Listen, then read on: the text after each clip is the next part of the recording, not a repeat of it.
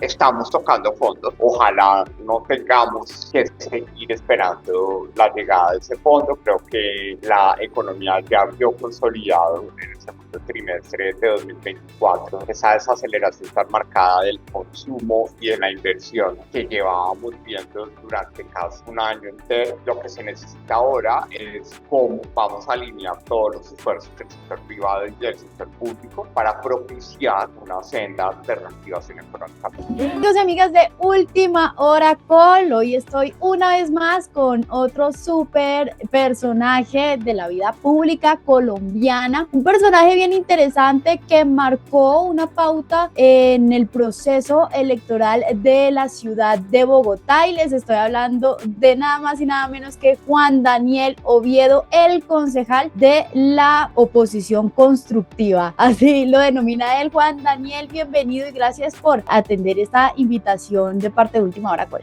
Un saludo muy especial, Jessica, para ti, para todo el equipo de Última Hora Call, para las personas que nos ven y nos escuchan. Muy contento de compartir este espacio nuevamente con ustedes.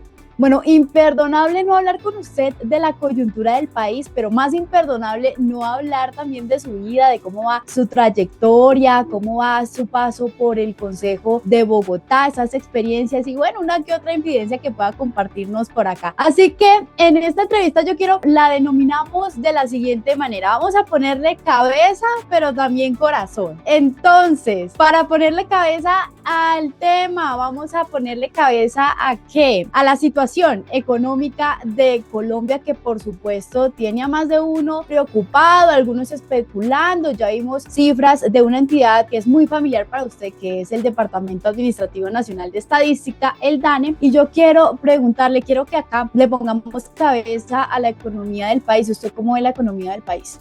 Estamos tocando fondo. Ojalá no tengamos que seguir esperando la llegada de ese fondo. Creo que la economía ya vio consolidado en el segundo trimestre de 2024 esa desaceleración tan marcada del consumo y de la inversión que llevábamos viendo durante casi un año entero. Lo que se necesita ahora es cómo vamos a alinear todos los esfuerzos del sector privado y del sector público para propiciar una senda de reactivación económica. Pero desafortunadamente, cuando queremos estar detrás de esa esperanza de que las cosas puedan mejorar, pues estamos viendo que la economía en esencia está altamente afectada por las dificultades alrededor del ahorro de la economía. El ahorro de la economía en términos agregados está en el valor más bajo de los últimos 70 años, lo cual muestra que la capacidad que tengamos para invertir en el momento en que se reduzcan las tasas de interés va a ser bastante limitada.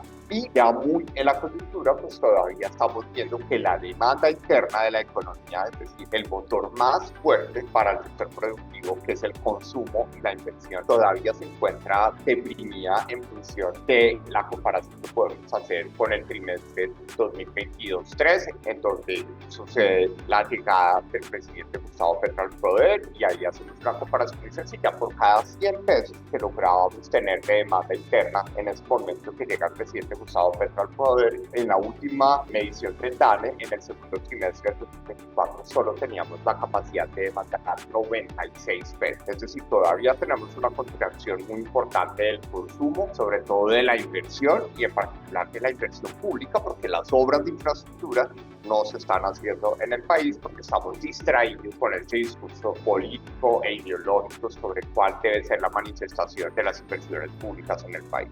Así es, bueno, interesante ese análisis que usted hace, concejal, además porque hablando de infraestructura, vimos que recientemente el alcalde Carlos Fernando Galán comentaba una situación que hay en infraestructura un poco delicada en la ciudad, y eso tiene que ver con unos compromisos adquiridos por parte de unos contratistas que hoy manifiestan no tener la capacidad de entregar las obras en el tiempo estimado. ¿Cómo ve usted ese proceso de obras como el metro, de otras en tramos viales que son muy importantes para la ciudad, y esta respuesta y estas últimas declaraciones que ha dado el alcalde Carlos Fernández?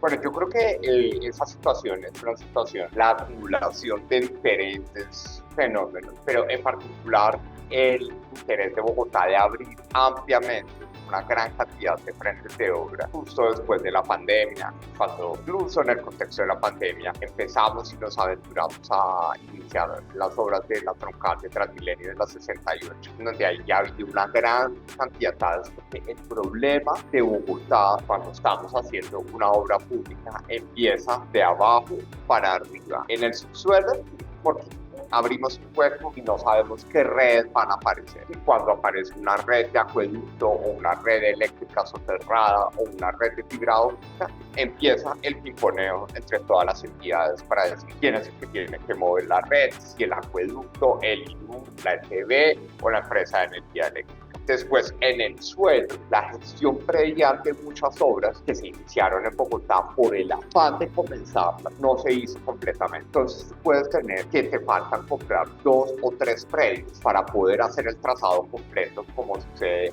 en la ampliación de la troncal de Transmilenio hasta Suacha, que ya está listo el patio taller, el vínculo, pero todavía no está la troncal y el carril exclusivo para buses que va desde San Mateo hasta el patio taller, el vínculo. Y ahí lo que ha pasado es que faltan 2 o 3 predios por gestionar, por solo esos 2 o 3 predios por gestionar en la compra, la venta, la expropiación, lo que tenga que suceder, pues queda completamente paralizada la obra. Y además del tema del subsuelo y de la gestión predial, pues está la articulación entre diferentes entidades que deben desarrollar la obra.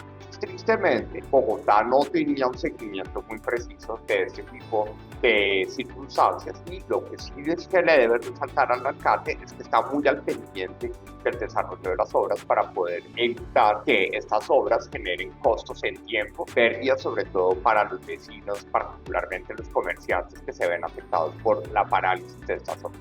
Bueno, eso para echarle cabecita, para ponerle cabeza a lo que está sucediendo en el país en temas económicos y también de infraestructura en Bogotá, pero también pongamos la cabeza a algo que usted mencionaba en sus redes sociales, concejal Oviedo, y es el tema del ahorro del agua, de estas etapas del racionamiento del líquido vital, y usted dice, pucha, hay que hacer un esfuerzo muy importante en Bogotá, pero también esto hace parte o tiene una importancia a nivel nacional. Y usted propuso 3 cosas. Decía, bueno, una rendición de cuentas. Vamos a hacer una rendición de cuentas de cómo es el comportamiento de ese ahorro que se ha hecho de agua y vamos a hacer, ¿por qué no?, unas jornadas de teletrabajo. Y la tercera que se me olvida, pero que yo quiero que usted me las cuente porque me parece muy importante ahora que se conoce que el nivel de los embalses pues está aún más bajo. Claro, Jessica, yo creo que lo primero es que Bogotá tiene un problema y es que no ha ajustado todos los mecanismos para racionalizar el consumo de agua. Desde 2019 se le había dicho a la alcaldía que tenía que ajustar la focalización del mínimo vital, recordemos, 6 metros cúbicos gratuitos al mes que reciben los hogares de estratos 1 y 2 en Bogotá. Ahí ya había unos problemas de focalización, se debían ajustar. También una fiscalización más importante por como los 6 primeros metros cúbicos en hogares de estratos 1 y 2 al mes son gratis. Muchas personas están haciendo negocios con estos metros cúbicos como lavaderos de carros o plantas de reciclaje de envases plásticos, que sucede particularmente en la localidad de Bogotá. Pero nos han dicho, toca racionalizar el consumo y los hogares que somos los que más formamos parte del todo el consumo de agua de la red de acueducto de la empresa de acueducto alcantarillado de Bogotá, pues van a tener unos racionamientos. Pero esos racionamientos no tienen una connotación solamente para zonas residenciales, sino que afectan también a zonas comerciales. Cuando estamos en los momentos de racionamiento, cuando estamos en centros comerciales, en restaurantes, en bares, los dueños en los restaurantes y en los establecimientos comerciales han dicho, estamos siendo afectados por el racionamiento, pues porque la gente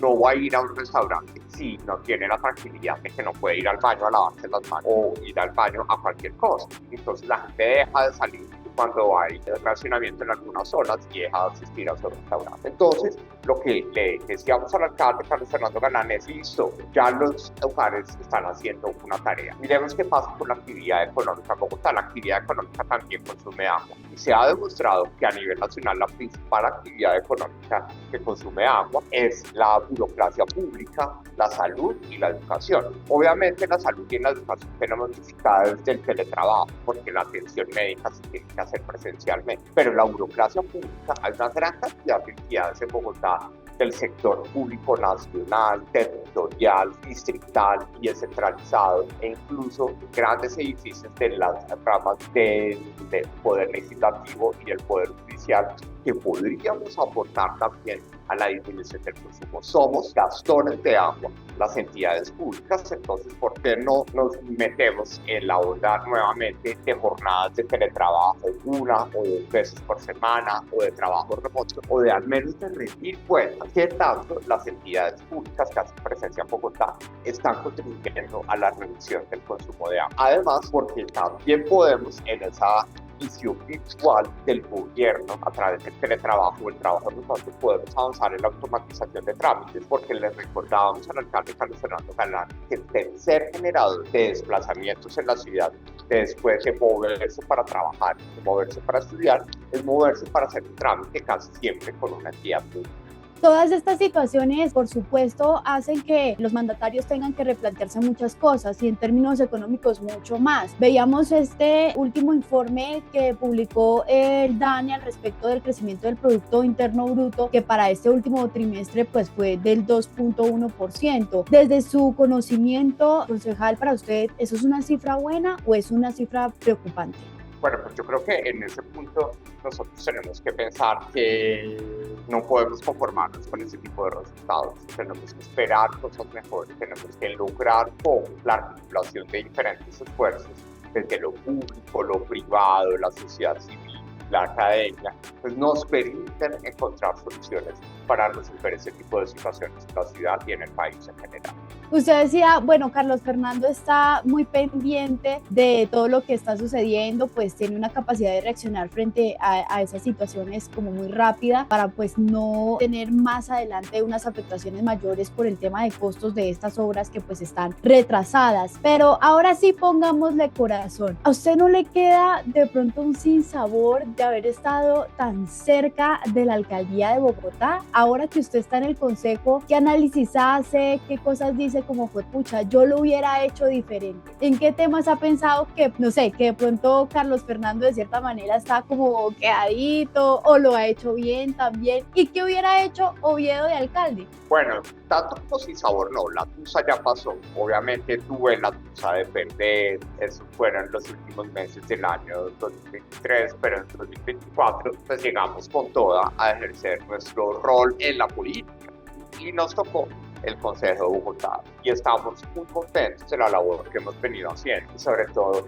demostrar de forma concreta cómo podemos hacer oposición sin necesariamente estar echando vainazos o indirectazos, sino yendo a lo concreto. ¿Por qué no podemos también hacer propuestas o por qué no podemos ser contundentes? Y en ese caso, el hecho de haber querido ser alcalde, de seguir aspirando a ser alcalde en el momento en que se pueda, pues me lleva también a poner al servicio esas ganas en el ejercicio del control político. Yo creo que uno de los sinsabores más grandes que veo de la administración del alcalde Carlos Fernando Galán es que le hace falta una marca particular. Está bien llegar a acabar las obras, está bien llegar a continuar los programas que se están desarrollando, pero necesitamos, Bogotá también necesita sentir que hay una marca particular o una huella particular que se quiera dejar en esa administración. Y algo que ha faltado en el desarrollo de esa huella o en la ausencia de esa huella, que Bogotá quiere, y en particular la gente quiere, que la reconozca, que la escuche, que atienda sus necesidades de proximidad. La gente sí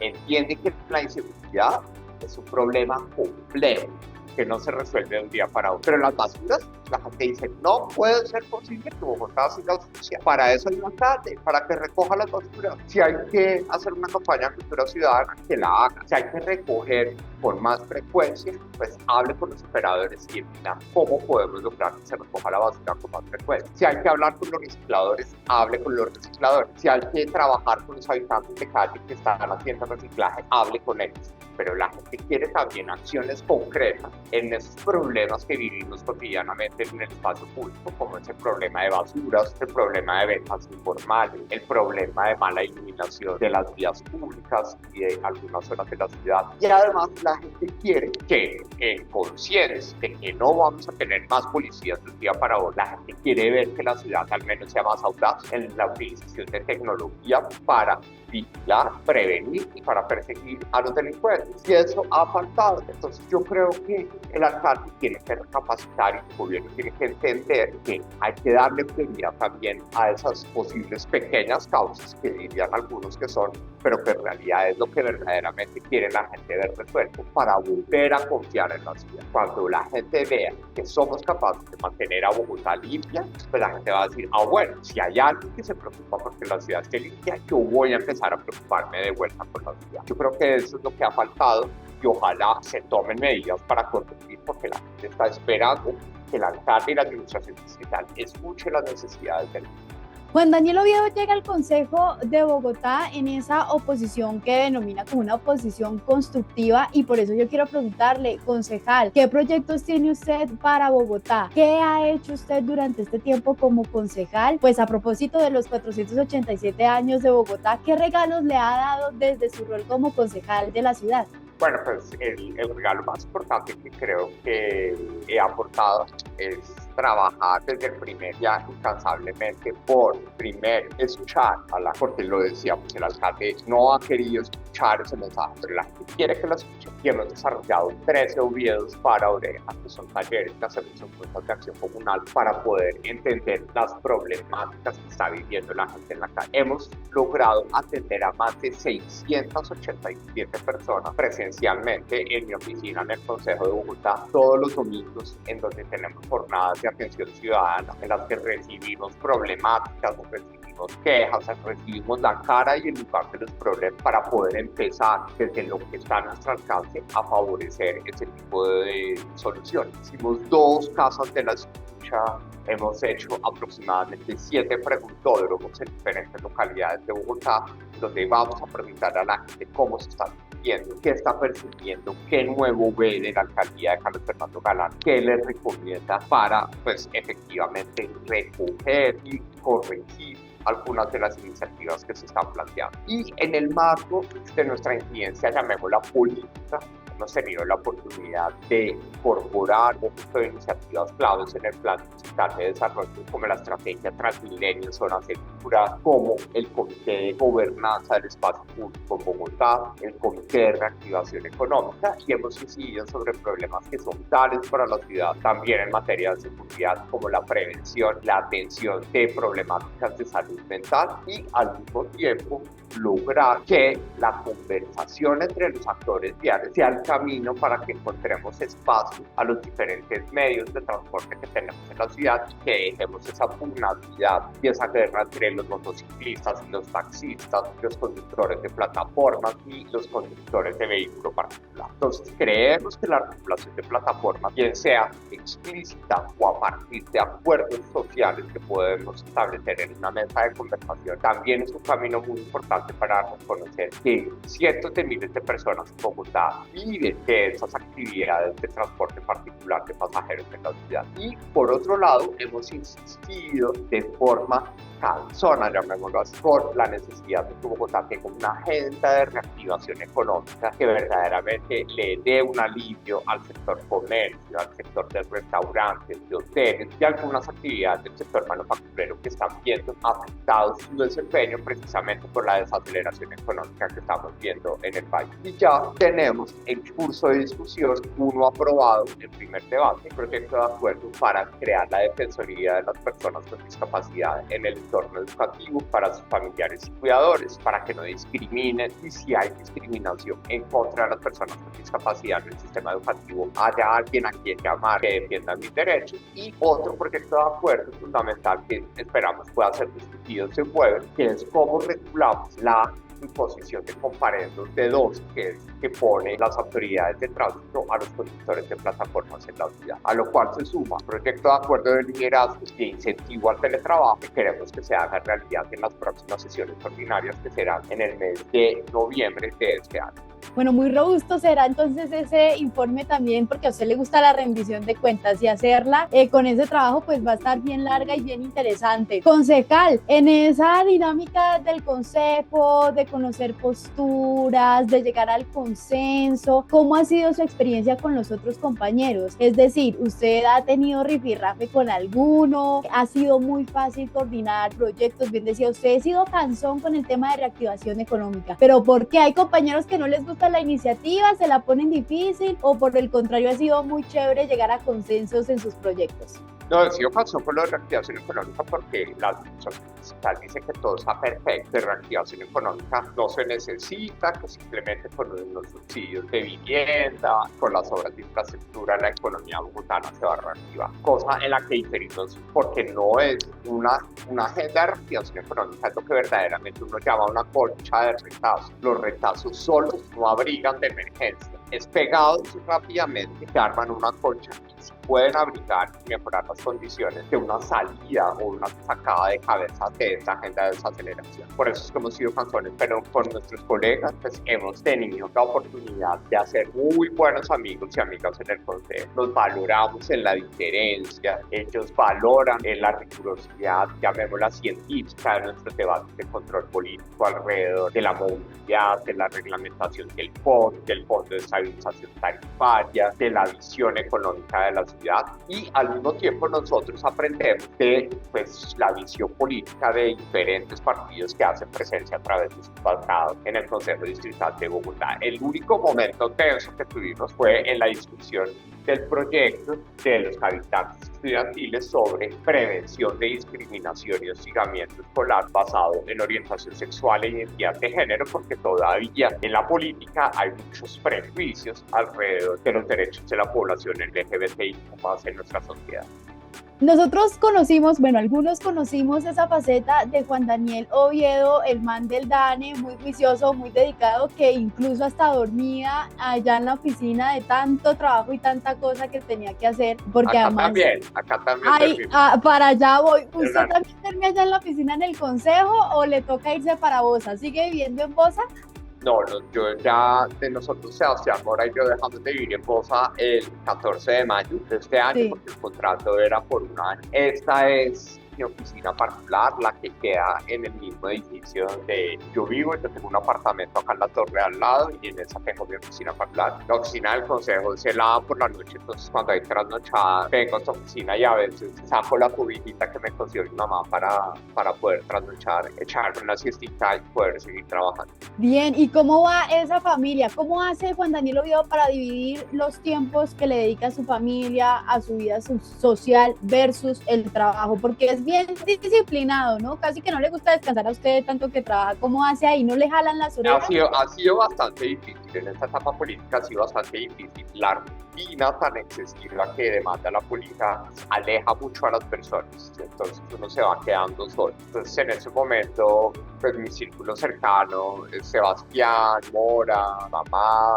familia, mis hermanos. Y entonces hay que organizar muy bien el tiempo para lograr al menos los domingos por la tarde tener un espacio para compartir con tranquilidad con Sebastián, con Mora, y también lograr que los sábados, cuando no tenemos sesión o cuando hay sesión, después de la sesión, poder almorzar con mi mamá para poder adelantar cuadernos, como decimos coloquialmente. En lo personal, pues es la rutina diaria de deporte, todos los días 4:30 de la mañana, Parque Nacional. Los sábados o los domingos procuro o patios o Monserrate, poder lograr que también el deporte sea una fuente positiva de salud mental.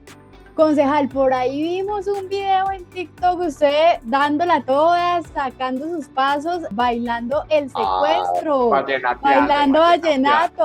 ¿Le gusta el vallenato? Sí, me gusta muchísimo. Fue una rumba para hecha, una gran cantidad de grupos maravillosos. Yo me tomó por sorpresa, pero los artistas tomaron la decisión de sacar el video con la coreografía y me gustó muchísimo. Qué chévere que uno pueda tener ese momento de baile, de diversión, que le permita a uno también desfogar todo el estrés del trabajo. Ay, pues y además, bueno, en esos momentos que usted tenga para compartir, pues es importante liberarse y liberar un poquito ese estrés. ¿Usted qué más hace? ¿Qué planes le gusta hacer ahora en su rol de concejal? Pues, ¿Qué ha cambiado? ¿Qué no ha cambiado?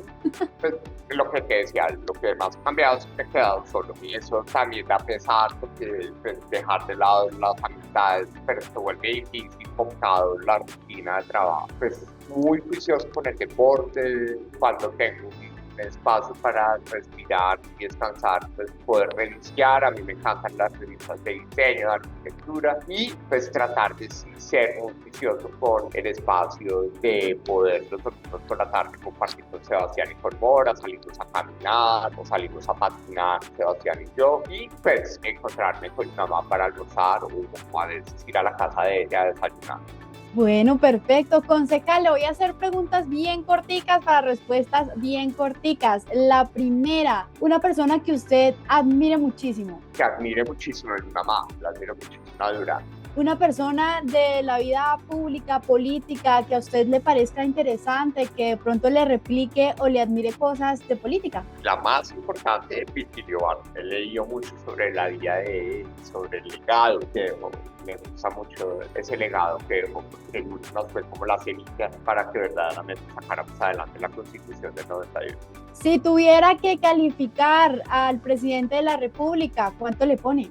2,5 sobre 5, porque yo creo que necesitamos líderes, presidentes que escuchen y no que estén sordos. Necesitamos líderes que institucionalicen y desarrollen las reglas de juego en las instituciones del país y no que las destruyan. Sobre todo necesitamos líderes que planteen propósitos. Él tiene propósitos claros: la paz, la lucha contra el hambre, el campo, pero que sepan que esos propósitos no son caprichos individuales, sino que deben ser proyectos que no ponen a un equipo de trabajo a sacar adelante con metas, con indicadores, con resultados, y no simplemente deseos individuales a los que siempre se le buscan disculpas porque nunca se hacen realidad.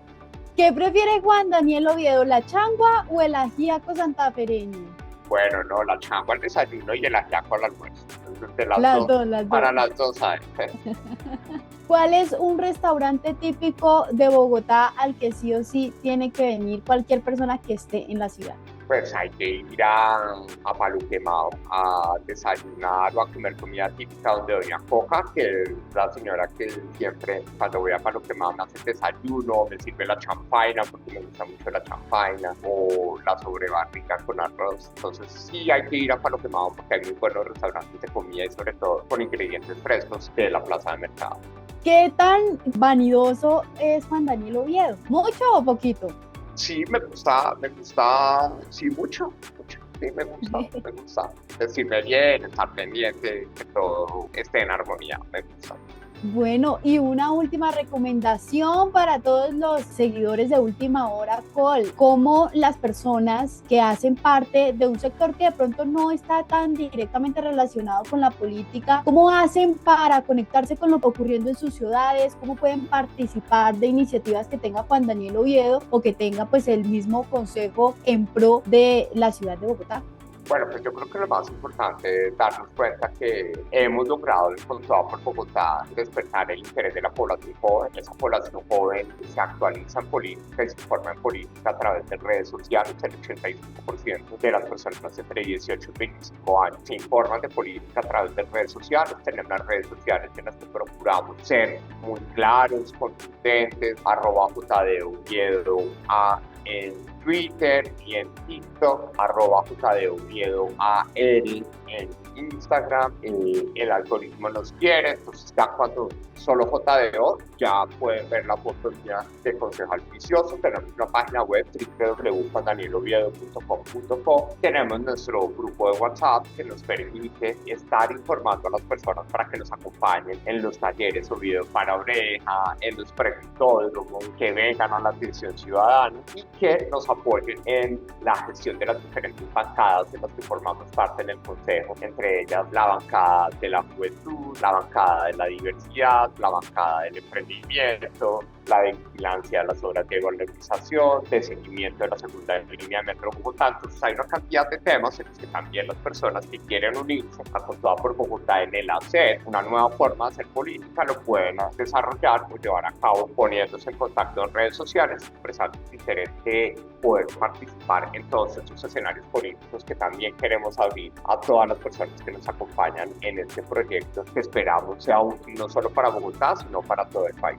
Bueno, concejal, muchas gracias por este espacio nuevamente y bueno, seguiremos al tanto de todo lo que suceda en el Consejo de Bogotá y por supuesto en Bogotá, a ver cómo avanza la economía de la ciudad y por supuesto el país. Hay que ponerle cabeza y corazón a todos estos temas. Cabeza y corazón, sobre todo reconocer que Bogotá es Colombia. Digamos que si a Colombia le va mal, que Bogotá sea un contrapeso, pero que también lo bueno de Bogotá se irradia al resto del país. Así es, chao concejal, que esté muy bien. Chao Jessica, que estés muy bien.